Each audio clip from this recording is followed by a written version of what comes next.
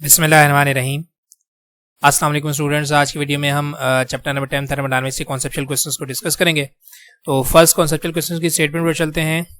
Statement है why is the earth not in thermal equilibrium with the sun. तो इस question को समझने से पहले हम लोग थर्मल इक्विलिब्रियम के बारे में पढ़ लेते हैं कि थर्मल इक्विलिब्रियम क्या चीज़ है। देखिए बेटा, थर्मल इक्विलिब्रियम बेसिकली आप दो बॉडीज को जब कॉन्टैक्ट में लेकर आते हैं तो जो हॉट बॉडी है वहां से हीट फ्लो करना शुरू कर देती है कोल्ड बॉडी की तरफ। ठीक है, हॉट बॉडी से हीट जो है वो फ्लो करती है कोल्ड बॉडी की तरफ और तब तक फ्लो करती है जब तक दोनों बॉडीज का टेम्परेचर एक नहीं हो जाता। That is called the thermal equilibrium. ठीक, थर्मल इक्विलिब्रियम का मतलब है कि टेम्परेचर आपका बैलेंस हो जाए, हॉट बॉडी और कोल्ड बॉडी दोनों का टेम्परेचर एक ही हो जाएगा तो आपकी हीट जो है फ्लो नहीं करेगी। That is called the thermal equilibrium. तो हम देखें यहाँ पर क्या करें, bodies at the same temperature are said to be in thermal equilibrium with each other. The net exchange of heat between them is zero. यानी कि दो बॉडीज का टेम्परेचर एक जैसा होगा तो हीट फ्लो नहीं करेगी और जब हीट फ्लो नहीं करेगी that is called the thermal equilibrium. तो देखें बेटा, इसका हमारे पास रीजन कुछ यहाँ पर ये है कि as the temperature of the sun is very high as compare to that of earth. यानी कि आपका जो सन का जो टेम्परेचर है वो बहुत ज़्यादा हाई है और अर्थ का जो टेम्परेचर है वो बहुत ज़्यादा लो है। Therefore there is net flow of heat from sun to the earth. यानी कि हमेशा आपकी जो है वो सन से अर्थ की तरफ जो है फ्लो ऑफ हीट जो है वो चलती रहती है। दैट्स वाई दोनों जो है वो थर्मल इक्विलिब्रियम के अंदर नहीं आ सकते। ठीक, सेकंड हमारे पास क्या है, the net rate of heat transfer from sun to earth is insufficient to raise the earth's temperature. यानी कि जो आपके पास हीट जो आ रही है आपके सन की तरफ से वो कम होती है कि वो अर्थ के टेम्परेचर को बढ़ा सके, क्योंकि अर्थ जो है वो हमारा जो है वो बैड एब्जॉर्ब है तो वो जो है वो हीट एनर्जी को सही मतलब ज़्यादा एब्जॉर्ब नहीं करता, जिसकी वजह से उसका टेम्परेचर जो है वो ज़्यादा राइज नहीं करता। ये हो गया हमारे पास सेकंड रीजन कि हमारे पास अर्थ जो है वो थर्मल कॉन्टैक्ट में नहीं आ सकती सन के साथ। थर्ड हमारे पास है both the particle of earth and sun are not in direct contact. देखें, अगर आपके पास जो है वो जैसे एक रॉड की में हम लोग बात करें, रॉड का एक एंड हो, एक ए एंड और दूसरा एंड हो बी एंड, तो दोनों के जो हमारे पास एंड्स के जो पार्टिकल्स हैं वो ज्वाइंट होंगे ना, एक ही हमारे पास मटेरियल है। जबकि हमारे पास सन और अर्थ जो है वो डिफरेंट मटेरियल है, दोनों के पार्टिकल्स जो है वो कांटेक्ट में नहीं है। सो दैट्स वाई दोनों जो है वो थर्मल इक्विलिब्रियम में नहीं आ पा रहे हैं। ठीक है, यहाँ मैं आपको ये दिखाना चाह रहा हूँ कि देखें हमारा बेसिकली मतलब ये है कि ये जो 100% सन की जो रेडिएशन की एनर्जी आ रही है ये 51% जो है एब्जॉर्ब हो जाती है फ्रॉम द एटमॉस्फेयर, और मतलब एटमॉस्फेयर जो है वही रिफ्लेक्ट कर देता है। ठीक, तो 51% को रिफ्लेक्ट कर दिया और 49% जो है वो अर्थ तक पहुंच रही है। ठीक है, तो ये हमारे पास इसका मतलब ये है कि 100% हमारे पास जो है वो हीट एब्जॉर्ब नहीं हो रही है। दैट्स वाई हमारे पास जो है वो अर्थ थर्मल इक्विलिब्रियम के अंदर नहीं आ सकता सन के साथ। ठीक, ये हो गया हमारे पास क्वेश्चन नंबर 1। फिर हम लोग चलते हैं क्वेश्चन नंबर 2 के ऊपर। क्वेश्चन नंबर 2 की स्टेटमेंट है when a block with a hole is heated, यानी कि एक ब्लॉक जिसके अंदर होल है उसको आप गर्म कर रहे हैं। Why does not the material around the hole expand into the hole and make it small. यानी कि ये लट करने के एक बॉक्स है आपके पास और बॉक्स को आप उस बॉक्स के सेंटर के अंदर जो है वो होल है, जैसे मैं आपको यहाँ पर दिखा रहा हूँ। ये आपके पास जो है वो बॉक्स है और बॉक्स के सेंटर के अंदर होल है। तो वो कह रहा है कि जब आप इसको हीट करेंगे तो ये बॉक्स एक्सपेंड करेगा और एक्सपेंड करके ये होल को छोटा क्यों नहीं कर रहा है, इसकी क्या वजह है। तो देखिए बेटा, जब आप इस ब्लॉक को हीट करेंगे तो जो आपके पास थर्मल एक्सपेंशन है वो ऑल द डायमेंशंस के अंदर होती है, किसी एक डायमेंशन में नहीं होती है। तो जब आपकी ये एक्सपेंड कर देखें, ये आपको ये दिखाया जा रहा है कि ये आपका इस तरह से एक्सपेंड होगा, यहाँ से एक्सपेंड होगा, यहाँ से एक्सपेंड होगा, यहाँ से एक्सपेंड होगा, यहाँ से एक्सपेंड होगा। तो जब ये चारों डायमेंशन से एक्सपेंड हो रहा है तो आपका जो होल है वो भी एक्सपेंड होगा। यानी कि ये भी देखें, आपको ये दिखाया जा रहा है कि ये इस तरह इस डायमेंशन में जो है एक्सपेंड हो रहा है। ठीक है, तो होल भी एक्सपेंड होगा और आपका जो मटेरियल है वो भी एक्सपेंड होगा। दैट्स वाई आपका होल जो है वो साइज में कम नहीं होगा। देखिए हम यहाँ पर क्या कह रहे हैं, when a block with a hole is in it is heated it expand in such a way that its size along with all of its dimension increases। यानी कि आपका जो मटेरियल है उसकी तमाम डायमेंशन की साइड से आपका जो है वो मटेरियल एक्सपेंड करेगा। hence the diameter of the hole in the block also increases। इसी का मतलब ये है कि आपका जो डायमीटर है आपके होल का वो भी क्या हो जाएगा, इंक्रीज हो जाएगा। That is why the material around the hole does not expand into the hole and make it small. यही वजह है कि हमारा जो मटेरियल है वो एक्सपेंड होकर आपके होल को छोटा नहीं करेगा। ठीक, ये हो गया हमारे पास क्वेश्चन नंबर 10.2। फिर हम लोग चलते हैं 10.3 के ऊपर। Thermometer is placed in direct sunlight, will it read the temperature of the air और ऑफ द सन और ऑफ समथिंग एल्स। तो देखिए बेटा, जब भी आप जो है वो एटमॉस्फेयर के अंदर, एनवायरनमेंट के अंदर आप थर्मोमीटर रखते हैं तो थर्मोमीटर आपके एनवायरनमेंट की एयर के टेम्परेचर को मेजर करता है। ठीक, ये याद रखिएगा कि जब भी आप जो है वो थर्मामीटर को जो है वो एटमॉस्फेयर के ऊपर लेके रखेंगे तो वो आपके एयर की टेम्परेचर को मेजर करता है। जैसे आपके पास जो है रूम के अंदर जो है वो एयर कूल होगी तो आपका जो है वो रूम के अंदर का टेम्परेचर कम शो करेगा। अगर आप बाहर जो है वो लेकर चले जाएंगे तो बाहर जो है क्योंकि आपकी एयर का टेम्परेचर ज्यादा होगा, दैट्स वाई वहां पर आपका टेम्परेचर राइज कर जाएगा। ठीक, तो इसका आंसर हम लोग क्या करेंगे, a thermometer is used to measure the temperature of the body when it is in thermal contact with that body. ठीक, when thermometer is placed in direct sunlight, initially it will read the temperature of its surrounding or temperature of air surrounding the glass bulb. यानी कि ये अपने surrounding के temperature को जो है वो मेजर करता है। जैसे कि आपके सराउंडिंग के अंदर जो है वो एयर होती है तो ये एयर के ही टेम्परेचर को मेजर करता है। It can't read the temperature of sun as it is way too hot to be measured from the normal temperatures. क्योंकि थर्मोमीटर्स क्योंकि देखें ये आपके सन के टेम्परेचर को जो है वो मेजर नहीं करता क्योंकि इसका क्योंकि सन का जो टेम्परेचर है वो बहुत ज़्यादा हाई है, इतना टेम्परेचर को मेजर हमारा जो है वो थर्मोमीटर नहीं कर सकता। ठीक, ये हो गया हमारे पास क्वेश्चन नंबर 10.3 में। हम लोग चलते हैं 10.4 के ऊपर। The pressure in a gas cylinder containing hydrogen will leak more quickly than if it is containing oxygen. Why? यानी कि आपका जो प्रेशर आपने अप्लाई किया हुआ है हाइड्रोजन के अंदर वो ज़्यादा जल्दी से लीक हो जाता है। Sorry, the pressure in the gas cylinder containing hydrogen will leak, यानी कि प्रेशर जो है जल्दी लीक हो जाता है more quickly than if it is containing oxygen. Why? ऐसा क्यों होता है कि हाइड्रोजन जल्दी लीक हो जाती है जबकि ऑक्सीजन लीक होने में टाइम लगाती है? तो देखिए बेटा, according to general gas equation the velocity of gas related to its molar mass is as follows. देखें आपकी जो वेलोसिटी है वो मोलर मास के इनवर्सली रिलेटेड होती है। मोलर मास कम होगा वेलोसिटी ज्यादा होगी, मोलर मास ज्यादा होगा वेलोसिटी आपकी कम हो जाएगी। ठीक, तो देखिए बेटा यहां मैं कह रहा हूं कि let V H and V nought be the velocities and M H and M nought be the molar masses of hydrogen and oxygen respectively, hence we can say that. देखिए मैं यहाँ पर कह रहा हूँ कि लेट कहना कि वी एच मेरे पास जो वेलोसिटी ऑफ हाइड्रोजन है और वी नॉट मेरे पास क्या है, वेलोसिटी ऑफ ऑक्सीजन है। एम एच मेरे पास है मोलर मास ऑफ हाइड्रोजन और एम ओ मेरे पास है मोलर मास ऑफ ऑक्सीजन। ठीक, तो ये होगी मेरे पास equation number 1 velocity of hydrogen और मोलर मास ऑफ हाइड्रोजन के लिए, और ये मेरे पास होगी equation number 2 velocity of oxygen molar mass of oxygen के लिए। मैं अगर दोनों को डिवाइड करवा दूंगा 1 को 2 के साथ तो देखिए मेरे पास क्या हो जाएगा 1 over molar mass of oxygen divide by 1 divided by molar mass of hydrogen. ठीक है, इसको मैं मल्टीप्लिकेशन में जो है वो अगर चलें इसको मैं दोनों को मैं जो है वो मल्टीप्लाई अगर सॉरी एक साथ में रिप्रेजेंट कर दूं तो ये मेरे पास क्या हो जाएगा V H divide by V nought that is M H M nought divided by M H. ठीक, तो यहाँ आपको दिखा रहा है कि मोलर मास ऑफ ऑक्सीजन आपके पास देखिए इनवर्स रिलेशन है ना, इनवर्स रिलेशन हमारे पास। तो मोलर मास ऑफ ऑक्सीजन हमारे पास कितना है 16 है, जबकि मोलर मास ऑफ हाइड्रोजन हमारे पास कितना है 1 होता है। तो 16 का हमारे पास रूट कितना आ जाएगा 4। तो देखिए बेटा हाइड्रोजन जो है वो 4 टाइम वेलोसिटी ऑफ ऑक्सीजन होता है, यानी कि आपकी जो हाइड्रोजन गैस की जो वेलोसिटी है वो ज्यादा है और ऑक्सीजन की जो वेलोसिटी है वो कम है। दैट्स वाई आपका जो सिलेंडर के अंदर जो हाइड्रोजन गैस है वो जल्दी लीक कर जाएगी जबकि ऑक्सीजन जो है वो लीक होने में टाइम लगाएगी। ठीक, ये हो गया हमारे पास 10.4। तो हम यहाँ पर कह रहे हैं कि hence hydrogen having greater velocity will leak out more rapidly. ठीक, नेक्स्ट क्वेश्चन हमारे पास है 10.5 what happened to the temperature of the room in which an air condition is left running on the table in the middle of the room. देखिए बेटा AC basically क्या करता है कि आपकी जो है वो हॉट एयर को एब्जॉर्ब करता है और उसका जो एग्जॉस्ट होता है उससे क्या करता है एक्सपेल आउट कर देता है।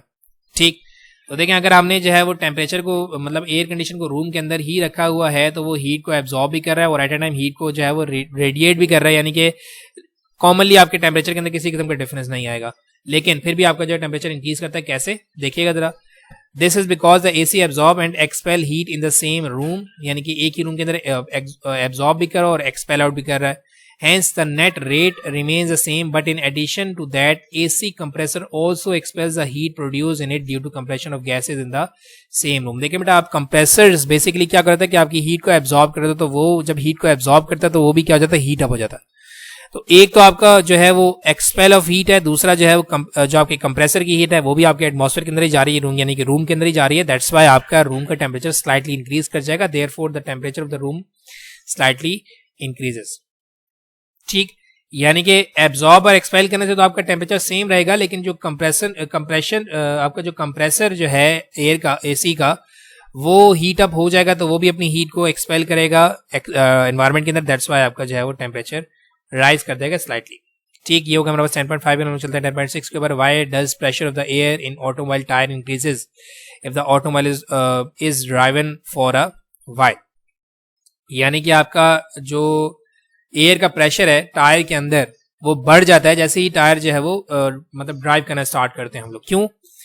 देखिए बेटा, आपका जब टायर मूव करता है तो फ्रिक्शन की वजह से आपके टायर जो है उस टायर के अंदर जो वो हॉटनेस जनरेट हो जाती है, यानी गर्म हो जाता है। तो जब आपका टायर गर्म हो जाता है तो अंदर जो एयर है उसके मॉलिक्यूल्स हीट को गेन करते हैं। जब हीट को गेन करते हैं तो उनकी वाइब्रेशन के अंदर इंक्रीमेंट आ जाता है। वाइब्रेशन के अंदर इंक्रीमेंट आ जाता है तो फिर हमारे पास जो है वो प्रेशर को जो है वो इंक्रीज कर लेते हैं।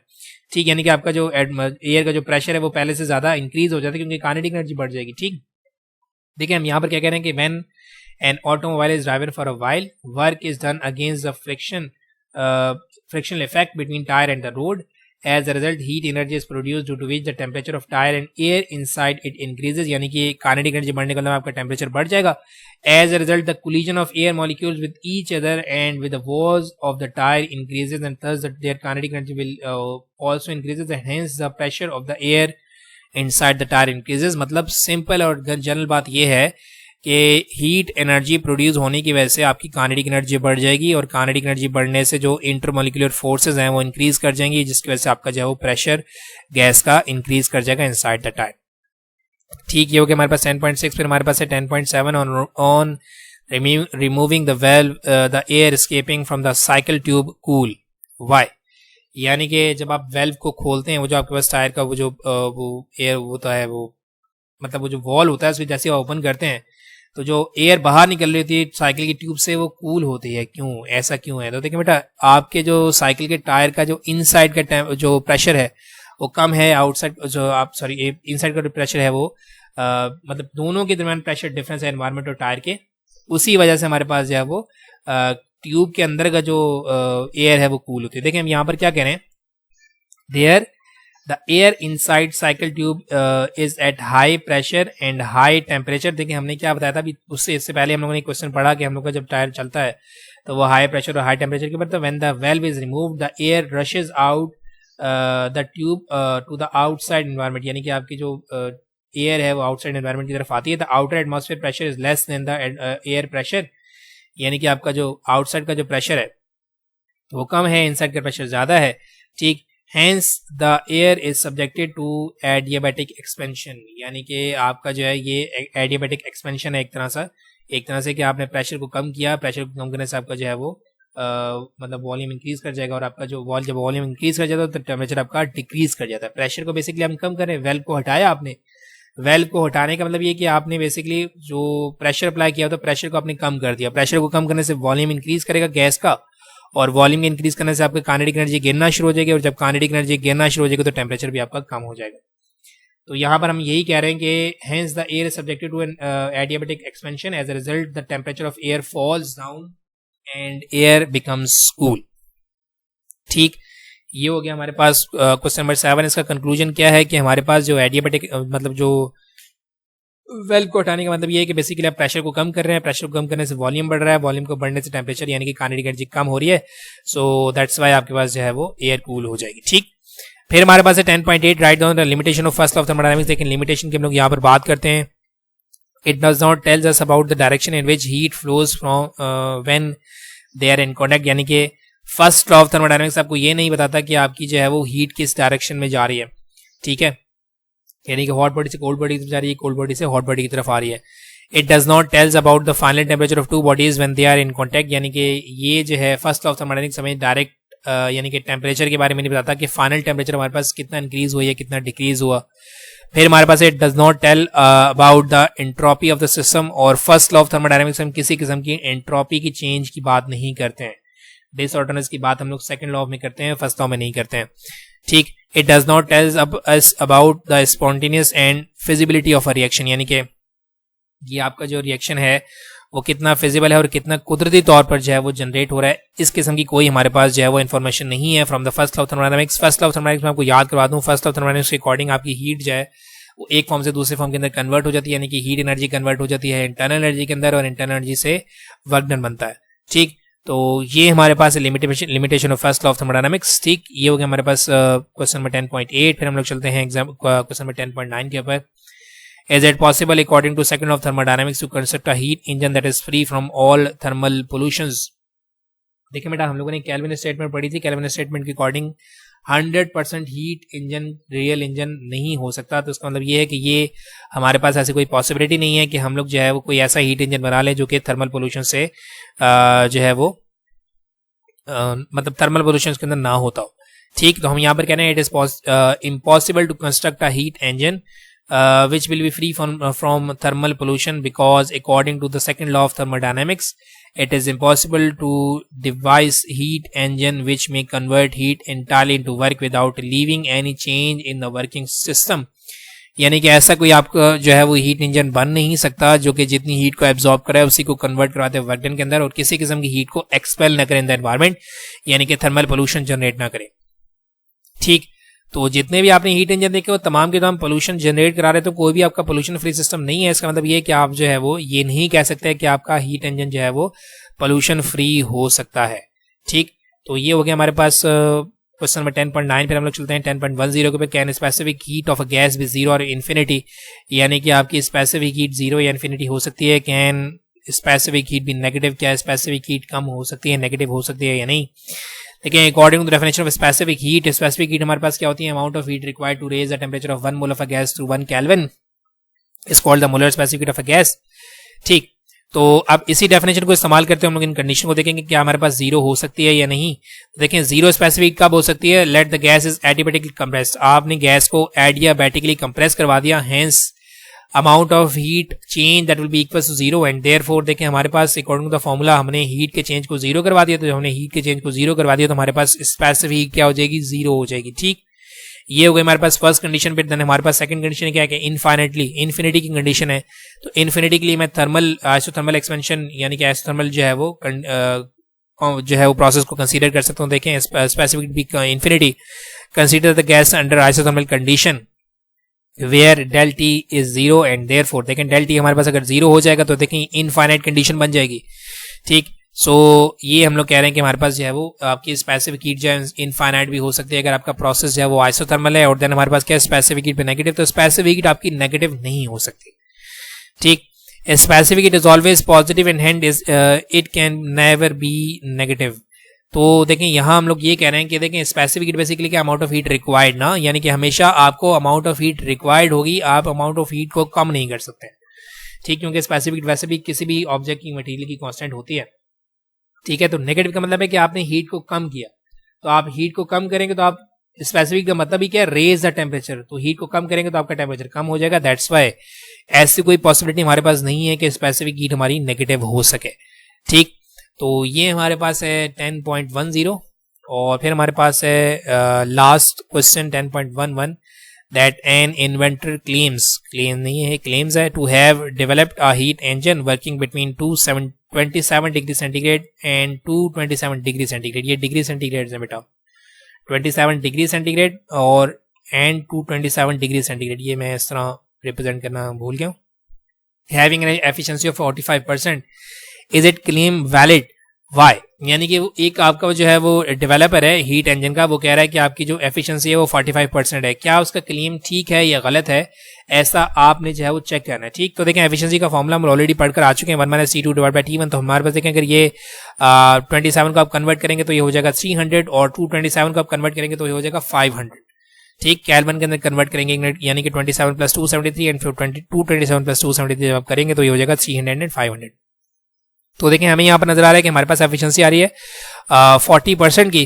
तो आपका जो डेवलपर है वो कह रहा है कि हीट इंजन जो है वो 45% एफिशिएंट है। तो इसका मतलब ये है कि उसका जो क्लेम है वो गलत है, क्योंकि हमारे पास उसकी जो टर्मिनोलॉजी का हमारे पास जो टेम्परेचर है उस टेम्परेचर से हमारे पास एफिशिएंसी आ रही 40%। तो इसका मतलब ये है कि वो अपना क्लेम जो है वो गलत है, उसका क्लेम गलत है, क्योंकि हीट इंजन की एफिशिएंसी जो है वो 45% नहीं है बल्कि 40% है। ठीक, तो हम लोग यहाँ पर thus according to the given data the efficiency of the heat engine is 40% and not 45%, so the claim is invalid, यानी कि आपका जो क्लेम है वो वैलिड नहीं है। ठीक, तो ये हो गए हमारे पास conceptual questions of chapter number 10 thermodynamics. और इसी के साथ अल्हम्दुलिल्लाह हमारा जो है वो कोर्स भी खत्म हो गया है। कोई क्वेश्चन है बेटा तो क्वेश्चन आप कर सकते हैं, इंशाल्लाह मैं इसको आंसर कर दूंगा। थैंक यू वेरी मच, अपनी दुआओं में याद रखिएगा। बहुत शुक्रिया आप लोगों की सपोर्ट का, और इसी तरीके से सपोर्ट करते रहिएगा, ठीक है, और अपनी दुआ में याद रखिएगा। Thank you very much and अल्लाह हाफिज़।